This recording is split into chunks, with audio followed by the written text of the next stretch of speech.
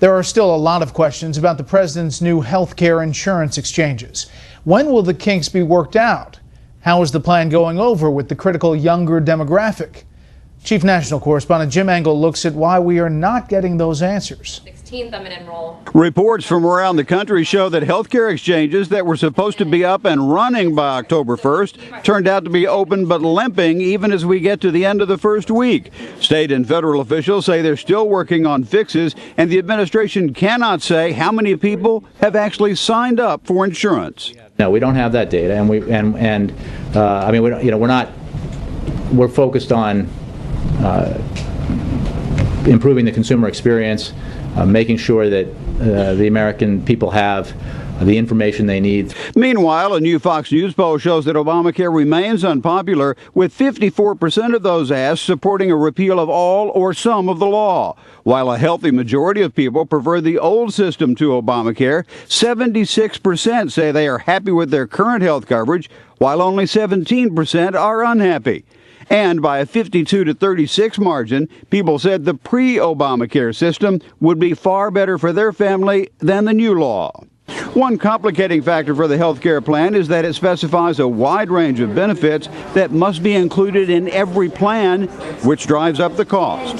Having to cover all sorts of essential health benefits that a lot of people don't need, like a drug addiction, for example. Not everyone is a drug addict and wants to pay a higher premium in order to care for drug addicts, but they're going to have to under Obamacare. That was also one of the complaints from the Giulianella family in Seattle, which will be forced to pay for maternity care even though the mother is 58 and all the kids are grown.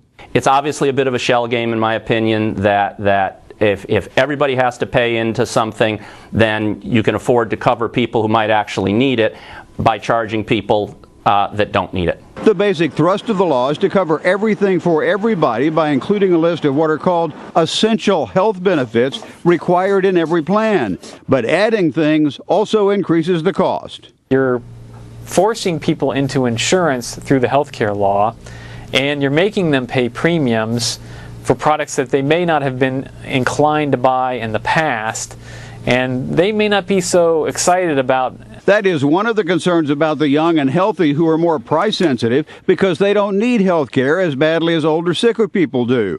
But supporters have always believed the new law would meet its promise and expand coverage to those who need it. There are always glitches in any new program, but I think this is going to work very well, and millions of people who don't have coverage today or who are having difficulty paying for coverage are going to get help. Now, the only wild card, as we've reported, Bret, is what young people will do if they're driven off by higher prices and decide to stay on the sidelines.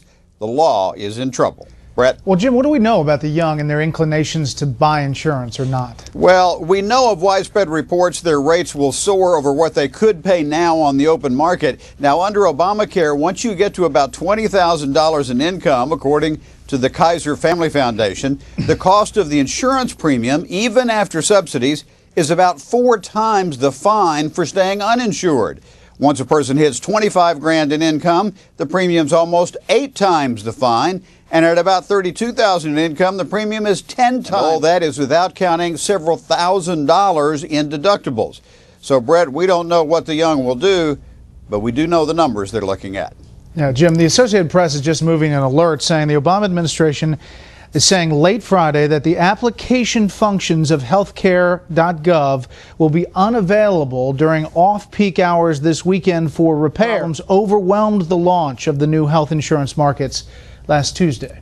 Yeah, in other words, they can look at the plans, but they can't sign up for anything. That's a complaint that a lot of people already had, Bret. So I guess they're recognizing reality at this point. Amazing. We'll have more with the panel on this in a bit. Jim, thank you.